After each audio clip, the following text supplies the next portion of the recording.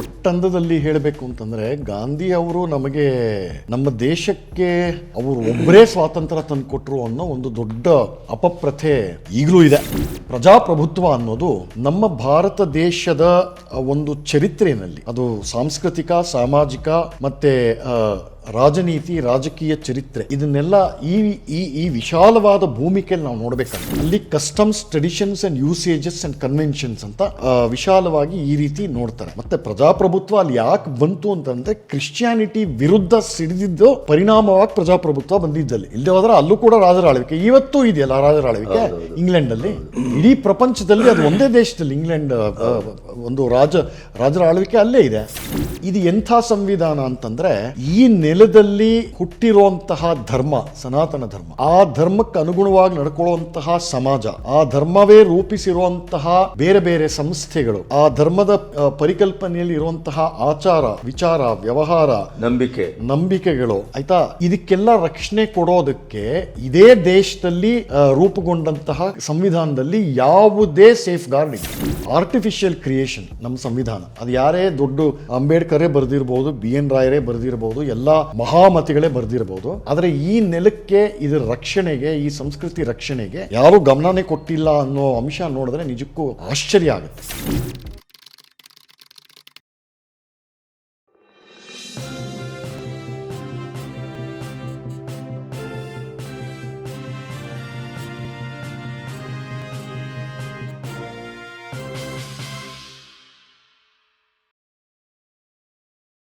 ಗಾಂಧೀಜಿಯವರ ತಪ್ಪುಗಳು, ಅನರ್ಥಗಳ ಸರಮಾಲೆ. ಒಟ್ಟಂದದಲ್ಲಿ ಹೇಳಬೇಕು ಅಂತಂದರೆ ಗಾಂಧಿ ಅವರು ನಮಗೆ, ನಮ್ಮ ದೇಶಕ್ಕೆ ಅವರು ಒಬ್ಬರೇ ಸ್ವಾತಂತ್ರ್ಯ ತಂದುಕೊಟ್ರು ಅನ್ನೋ ಒಂದು ದೊಡ್ಡ ಅಪಪ್ರಥೆ ಈಗಲೂ ಇದೆ. ಈಗಲೂ ನಮ್ಮ ಅದೇ ನೆರೆಟಿವ್ ಅಲ್ಲೇ ಪಠ್ಯ ಪುಸ್ತಕದಲ್ಲೆಲ್ಲ ಇದನ್ನೇ ಮಾಡಿ ಬರಿತಾ ಇದ್ದಾರೆ. ಅವ್ರಿಗೆ ಓವರಾಲ್ ನಾವು ನೋಡೋ ಹಾಗಿದ್ದರೆ ಅವರು ಲೆಗೆಸಿ ಅಂತಾರಲ್ಲ, ವಾರಸುದಾರಿಕೆ, ಅದು ಕ್ವಶ್ಚನೆಬಲ್ ಅಂತ. ಅದೇ ಮುಖ್ಯವಾಗಿ ಹಿಂದೂ ಮುಸ್ಲಿಂ ಇದು ಅವರು ತಗೊಂಡಂಥ ಪ್ರತಿಯೊಂದು ನಿರ್ಣಯ ಕೂಡ ಹಿಂದೂಗಳಿಗೆ ಎಲ್ಲ ಬಹುಮಟ್ಟಿಗೆ ವಿನಾಶಕಾರಿಯಾಗಿ ಪರಿಣಮಿಸಿತು. ಇದು ನಿರ್ವಿವಾದ. ಬಹುಶಃ ನನಗನ್ನಿಸ್ತಾ ಇದರ ಮಧ್ಯದಲ್ಲಿ ಒಂದು ಪಾಯಿಂಟನ್ನು ನೆನಪಿಸುವುದಿದ್ರೆ, ಅಂಬೇಡ್ಕರ್ ಅಂತ ಒಬ್ಬ ಸಮರ್ಥ ಜ್ಞಾನಿ ಮತ್ತು ಸಮುದಾಯದ ಬಗ್ಗೆ, ಅಂದರೆ ಅವರ ಸಮುದಾಯ ಅಷ್ಟೇ ಅಲ್ಲ, ಇಡೀ ಭಾರತೀಯ ಸಮುದಾಯದ ಬಗ್ಗೆ ಮತ್ತೆ ಅದರ ಭವಿಷ್ಯದ ಬಗ್ಗೆ ಬಹಳ ತಥಾಕಚಿತವಾದ ಜ್ಞಾನ ಇದ್ದಂಥವರ ಅಧ್ಯಕ್ಷತೆಯಲ್ಲಿ ಸಂವಿಧಾನ ರಚನೆ ಆದದ್ರಿಂದ ಬಹುಶಃ ಇಷ್ಟಾದರೂ ನಮಗೆ ಸಿಗ್ತಾ ಅಂತ. ಸಪೋಸ್ ಗಾಂಧಿಯೇ ಸಂಪೂರ್ಣ ಅದರ ಜವಾಬ್ದಾರಿಯನ್ನು ನಿರ್ವಹಿಸಿದ್ದಿದ್ರೆ ಈ ಹಿಂದೂಗಳ ಕಥೆ ಏನಾಗ್ತಿತ್ತು? ಅಲ್ಲ, ಇದು ಅತ್ಯಂತ ಒಳ್ಳೆ ಪ್ರಶ್ನೆ, ಮತ್ತು ಸ್ವಲ್ಪ ಜಟಿಲ ಅಂತಲೂ ಹೇಳ್ಬೋದು. ಈ ಸಂವಿಧಾನ ಇವೆಲ್ಲ ರಚನೆ ಮಾಡೋದು, ಇವೆಲ್ಲ ಏನಿದೆಯಲ್ಲ, ಇದು ಆಳದಲ್ಲಿ ಇಳಿದು ನಾವು ನೋಡಬೇಕು ಇಂಥ ಇಶ್ಯೂಸನ್ನು. ಹೌದು, ಅಂಬೇಡ್ಕರ್ ಆ ಟೀಮಲ್ಲಿದ್ದರು, ಅವರು ಕೂತು ನಮ್ಮ ಸಂವಿಧಾನ ರಚನೆ ಮಾಡಿದ್ರು.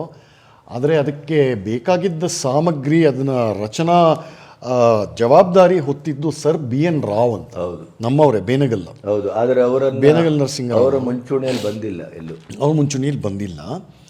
ಅವ್ರು ಏನು ಮಾಡೋದು ಅಂತಂದರೆ, ವಸ್ತುತಃ ನಮಗೆ ಈಗಿರೋ ಸಂವಿಧಾನ ಇದೆಯಲ್ಲ, ಅದು ಭಾರತ ದೇಶಕ್ಕೆ ಒಗ್ಗುವಂತಹ ಸಂವಿಧಾನ ಅಲ್ಲ. ಇದನ್ನು ಅನೇಕರು ಆ ಕಾಲದಲ್ಲಿ, ಈ ಸಂವಿಧಾನ ರಚನಾ ಸಮಿತಿ ಇತ್ತಲ್ಲ,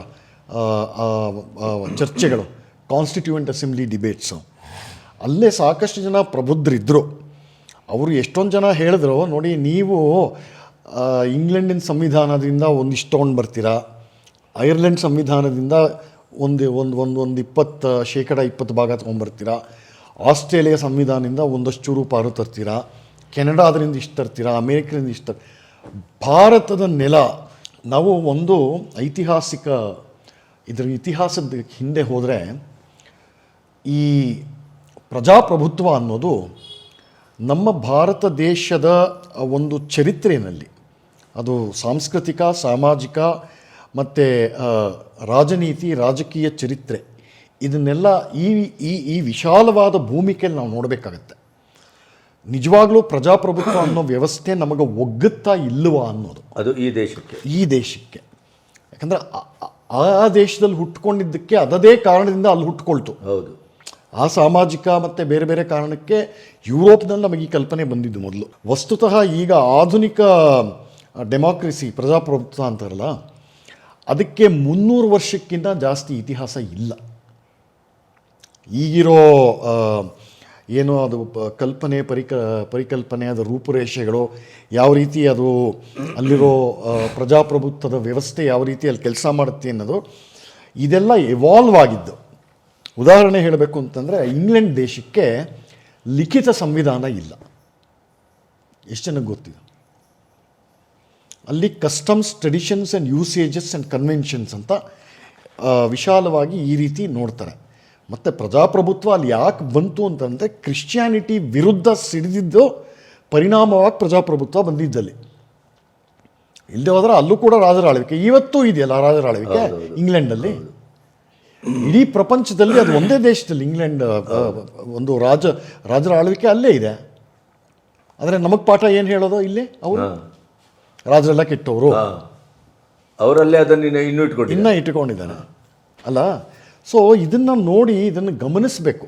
ಎಲ್ಲ ಬಂದಿತ್ತು ಕಾನ್ಸ್ಟಿಟ್ಯೂಯೆಂಟ್ ಅಸೆಂಬ್ಲಿ ಡಿಬೇಟ್ಸಲ್ಲಿ, ಆ ಚರ್ಚೆಗಳಲ್ಲಿ ಈ ಅಂಶ ಎಲ್ಲ ಬಂದಿತ್ತು. ಆದರೆ ಬ್ರಿಟಿಷ್ನವರು ಒಂದು ಅರ್ಥದಲ್ಲಿ ರಾತ್ರಿ ಸ್ವತಂತ್ರರು ನಿಮ್ಮ ಪಾಡಿಗೆ ನಿಮ್ಮನ್ನು ಬಿಟ್ಬಿಟ್ಟು ನಾವು ಹೋಗ್ತೀವಿ, ದೇಶ ಓಡ್ಬಿಟ್ಟು ಹೋಗ್ತೀವಿ ಅಂತ ಹೊರಟೋಗ್ಬಿಟ್ರು, ನಿಮ್ಮ ಪಾಡು ನಿಮಗೆ ಅಂತ. ಈ ಕೆಲಸ ನಮಗೆ ಭಾರತಕ್ಕೆ DVG ಒಂದು ಕಡೆ ತುಂಬ ಚೆನ್ನಾಗಿ ಬರೀತಾರೆ, India is still preparing for democracy ಅಂತ. ಅಂದರೆ ಡೆಮಾಕ್ರಸಿ ಪ್ರಜಾಪ್ರಭುತ್ವ ಅನ್ನೋ ಹೊಸ ವ್ಯವಸ್ಥೆಗೆ ನಾವು ಇನ್ನೂ ತಯಾರಿ ಮಾಡ್ಕೊಳ್ತಾ ಇದ್ದೀವಿ ಅಂತ 55ರಲ್ಲಿ ಬರೆದಿದ್ದಾರೆ DVG. ಸ್ವಾತಂತ್ರ್ಯ ಬಂದು 8 ವರ್ಷ ಆಗಿತ್ತು ಅವಾಗಲೇ ಬರೀತಾರೆ. ಸೊ ಇದು ಹಾಚ್ ಪಾಚು ಕಿಚಡಿ ನಮ್ಮಿರೋ ಸಂವಿಧಾನ. ಉದಾಹರಣೆಗೆ ಇದು ಎಂಥ ಸಂವಿಧಾನ ಅಂತಂದರೆ, ಈ ನೆಲದಲ್ಲಿ ಹುಟ್ಟಿರುವಂತಹ ಧರ್ಮ ಸನಾತನ ಧರ್ಮ, ಆ ಧರ್ಮಕ್ಕೆ ಅನುಗುಣವಾಗಿ ನಡ್ಕೊಳ್ಳುವಂತಹ ಸಮಾಜ, ಆ ಧರ್ಮವೇ ರೂಪಿಸಿರುವಂತಹ ಬೇರೆ ಬೇರೆ ಸಂಸ್ಥೆಗಳು, ಆ ಧರ್ಮದ ಪರಿಕಲ್ಪನೆಯಲ್ಲಿ ಇರುವಂತಹ ಆಚಾರ ವಿಚಾರ ವ್ಯವಹಾರ ನಂಬಿಕೆಗಳು ಆಯಿತಾ, ಇದಕ್ಕೆಲ್ಲ ರಕ್ಷಣೆ ಕೊಡೋದಕ್ಕೆ ಇದೇ ದೇಶದಲ್ಲಿ ರೂಪುಗೊಂಡಂತಹ ಸಂವಿಧಾನದಲ್ಲಿ ಯಾವುದೇ ಸೇಫ್ ಗಾರ್ಡ್ ಇಲ್ಲ. ಇದೆಂಥ ಸಂವಿಧಾನ ಬಟ್ ಅದನ್ನ ಅಲ್ವಾ? ನೋಡಿ ಅಲ್ಲ ಗಣಪತಿಗಳೇ, ಹಿಂದೂ ಧರ್ಮದಿಂದ ಬೆಳೆದಿರುವಂತಹ ಈ ಸಮಾಜ, ಅದರಿಂದ ಉದ್ಭವವಾಗಿದ್ದು ನಮ್ಮ ಸಂವಿಧಾನ, ಉಲ್ಟಾ ಅಲ್ಲ. ನಮ್ಮ ಸಂವಿಧಾನದಿಂದ ನಮ್ಮ ಸಮಾಜ ರೂಪ ಆಗಲಿಲ್ಲ, ಸಮಾಜದಿಂದ ಆಗಿದ್ದು. ಸೊ ಅವರು 47-50 ಆ ಟೈಮಲ್ಲಿ ಇದನ್ನೆಲ್ಲ ರಚನೆ ಮಾಡುವಾಗ ಈ ಎಷ್ಟೋ ಅಂಶಗಳನ್ನು ಬಿಟ್ಟು ಹಾಕ್ಬಿಟ್ರು. ಒಂದು ದೊಡ್ಡ ಉನ್ನತ ವರ್ಗ, ಮುಕ್ಕಾಲು ಪಾಲು ನಮ್ಮ ಸಂವಿಧಾನ ರಚನೆ ಮಾಡಿದವರೆಲ್ಲ ಪುಸ್ತಕ ಪಂಡಿತರು. ಭಾಳ ಕಡಿಮೆ ಜನಕ್ಕೆ ಗ್ರೌಂಡ್ ರಿಯಾಲಿಟಿ ಅಂತಾರಲ್ಲ, ಅದ್ರ ಬಗ್ಗೆ ತಿಳುವಳಿಕೆ ಇರಲಿಲ್ಲ. ಅದು BN ರಾಯರೇ ಇರ್ಬೋದು, ನೆಹರೂನೇ ಇರ್ಬೋದು, ಯಾರೇ ಇರಬಹುದು, ಅವ್ರ ಜನಗಳ ಮಧ್ಯೆ ಇದ್ದು ಅವ್ರ ಹಬ್ಬ ಹರಿದಿನಗಳ ಜೊತೆ ಒಂದಾಗಿ, ಅವ್ರ ಕಷ್ಟ ನಷ್ಟಗಳಲ್ಲಿ ಒಂದಾಗಿ ಯಾವತ್ತೂ ಇರಲಿಲ್ಲ. ಇದ್ದಿದ್ದು ಅವಧಿ ಭಾಳ ಕಡಿಮೆ. ಯಾಕಂತಂದರೆ ಅವ್ರನ್ನ ಬ್ಲೇಮ್ ಮಾಡೋದು ಅಂತಲ್ಲ, ಅವ್ರ ಮೇಲೆ ದೋಷಾರೋಪಣೆ ಅಲ್ಲ ಇದು. ಇಲ್ಲಿ ನಾನು ಹೇಳಕ್ಕೆ ಹೊರಟಿರೋದು ಅಂದರೆ, ಆ ಕಾಲದಲ್ಲಿ ಅವ್ರು ಮಾಡ್ತಾ ಇದ್ದಿದ್ದು ಪೂರ್ತಿ ಕೆಲಸ ಬ್ರಿಟಿಷರನ್ನು ಹೆಂಗೆ ಒದ್ದೋಡಿಸ್ಬೇಕು, ಮೊದಲು ಅವರು ಒದ್ದೋಡಿಸೋಣ ಅಂತ. ಆದರೆ ಓಡಿಸಿದ ಮೇಲೆ ವಾಟ್ ನೆಕ್ಸ್ಟ್ ನಾವು ಹೇಗೆ ಬದುಕಬೇಕು ಅಂತ ಒಂದು ಸಲನೂ ಯೋಚನೆ ಮಾಡಲಿಲ್ಲ. ಹೀಗಾಗಿ ಇದೊಂಥರ ಆರ್ಟಿಫಿಷಿಯಲ್ ಕ್ರಿಯೇಷನ್ ನಮ್ಮ ಸಂವಿಧಾನ. ಅದು ಯಾರೇ ದೊಡ್ಡ ಅಂಬೇಡ್ಕರೇ ಬರೆದಿರ್ಬೋದು, BN ರಾಯರೇ ಬರೆದಿರ್ಬೋದು, ಎಲ್ಲ ಮಹಾಮತಿಗಳೇ ಬರೆದಿರ್ಬೋದು. ಆದರೆ ಈ ನೆಲಕ್ಕೆ, ಇದರ ರಕ್ಷಣೆಗೆ, ಈ ಸಂಸ್ಕೃತಿ ರಕ್ಷಣೆಗೆ ಯಾರೂ ಗಮನನೇ ಕೊಟ್ಟಿಲ್ಲ ಅನ್ನೋ ಅಂಶ ನೋಡಿದ್ರೆ ನಿಜಕ್ಕೂ ಆಶ್ಚರ್ಯ ಆಗುತ್ತೆ. ಸೊ ಗಾಂಧಿಗೆ ಸಂವಿಧಾನ ರಚನೆ ಮಾಡೋಷ್ಟೆಲ್ಲ ಪೇಷನ್ಸು ಇರಲಿಲ್ಲ. ಬೇಸಿಕಲಿ ಅವ್ರಿಗೆ ಆ ಮನೋಭಾವನೆ ಇರಲಿಲ್ಲ. ಅಲ್ಲ, ನಾನು ಸುಮ್ಮನೆ ಕೇಳಿದ್ದು ಅಂದರೆ, ಇಂಥ ಒಂದು ಮನೋಸ್ಥಿತಿಯ ವ್ಯಕ್ತಿಯಿಂದಲೇ ಏನಾದರೂ ಡೈರೆಕ್ಷನ್ನು ಭವಿಷ್ಯಕ್ಕೆ ಭಾರತಕ್ಕೆ ಸಾಂವಿಧಾನಿಕವಾಗಿ ಕೊಡಬಹುದಾದಂಥ ಒಂದು ಸಂದರ್ಭ ಒದಗಿದ್ದಿದ್ರೆ ಇವರ ಈ ಹಿಂದೂ ಮುಸ್ಲಿಂ ಬಾಯಿ ಅನ್ನುವಂಥ ಈ ಭ್ರಮಾತ್ಮಕವಾದಂಥ ಅಲ್ಲ ಸರ್, ಗಾಂಧಿನೇ ಒಂದು ಇದು ಭಾರತದ ವಿಭಾಜನೆ ತಡಿಬೇಕು ಅಂತ ಗಾಂಧಿ ಓಪನ್ ಆಗಿ ಒಂದು ಸ್ಟೇಟ್ಮೆಂಟ್ ಕೊಟ್ಟಿದ್ನಲ್ಲ, ನೀವು ಜಿನ್ನಾ ಪಾಕಿಸ್ತಾನ್ ಬೇಡ, ಸ್ವತಂತ್ರ ಭಾರತದ ಮೊದಲನೇ ಪ್ರಧಾನಿ ಅಂತ ನೀನು ಆಗುವಂಥ ಆಫರೇ ಕೊಟ್ಟಿದ್ರಲ್ಲ, ಅದಕ್ಕಿಂತ ಬೇಕಾ ನಿಮಗೆ? ಮತ್ತೆ ಅದಕ್ಕಿಂತ ಬೇಕಾ? ಸೊ ಅದೇ ಒಂದು ಕಾನ್ಸ್ಟಿಟ್ಯೂಯೆಂಟ್ ಅಸೆಂಬ್ಲಿ ಡಿಬೇಟಲ್ಲಿ ಒಬ್ಬರು ಮೆಂಬರು ತುಂಬ ಚೆನ್ನಾಗಿ ಹೇಳ್ತಾರೆ, ನೀವು ಮಾಡಕ್ಕೆ ಹೋಗ್ತಾ ಇರುವಂಥ ಸಂವಿಧಾನದಲ್ಲಿ the last man on the street, ಅಂದರೆ ಹಳ್ಳಿಗ ಇರ್ತಾನಲ್ಲ, ಅವನಿಗೆ ವಾಯ್ಸೇ ಇಲ್ಲ ಇದರಲ್ಲಿ ಅಂತ. ನೀವು ಮಾಡ್ತಾ ಇರೋದು ಟಾಪ್ ಡೌನ್ ಕಾನ್ಸ್ಟಿಟ್ಯೂಷನ್, ಅಂದರೆ ಉನ್ನತ ವರ್ಗದವ್ರು ಹೇರಿರೋಂತಹ ಉನ್ನತ ವರ್ಗ ಅಂದರೆ ಈ ಜಾತಿ ಗೀತಿ ಅದಲ್ಲ, ಅಂದರೆ ಆ ಕಾಲದ ಎಜುಕೇಟೆಡ್ ಕ್ಲಾಸ್ ಅಂತ ಇಟ್ಕೊಳ್ಳೋಣ, ಆಯಿತಾ? ಅವರು ನಿರ್ಮಾಣ ಮಾಡ್ತಾ ಇರುವಂತಹ ಕಾನ್ಸ್ಟಿಟ್ಯೂಷನ್, ಅದರಲ್ಲಿ ಇವ್ರಿಗೆ ಬೆಲೆ ಇಲ್ಲ. ಟಾಪ್ ಡೌನ್ ಕಾನ್ಸ್ಟಿಟ್ಯೂಷನ್ನ ನೀವು ಎಷ್ಟೇ ಚೆನ್ನಾಗೇ ಭದ್ರವಾಗಿ ಭಾಳ ಚೆನ್ನಾಗಿ ಬರೆದ್ರೂ ಕೂಡ ಅದು ಹೆಚ್ಚು ಕಾಲ ನಿಲ್ಲೋದಿಲ್ಲ. ಯಾಕಂದರೆ ಕೆಳಗಿಂದ ಮೇಲೆ ಬರಬೇಕು ಹೊರತು ಮೇಲಿಂದ ಕೆಳಗೆ ಬರೋದಲ್ಲ.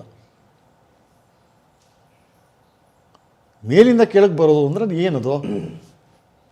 ಪಾತ ಅಷ್ಟೇ, ಪತನ. ಅದು ಅದೇ ತಾನೇ ಆಗಿರೋದು. ಹೌದು. ಅವ್ರು ಏನೇನು ವಾರ್ನಿಂಗ್ಸ್ ಕೊಟ್ಟರೋ ಅದೆಲ್ಲ ಈಗ ನಿಜ ಆಗ್ತಾ ಇದೆಯಲ್ಲ.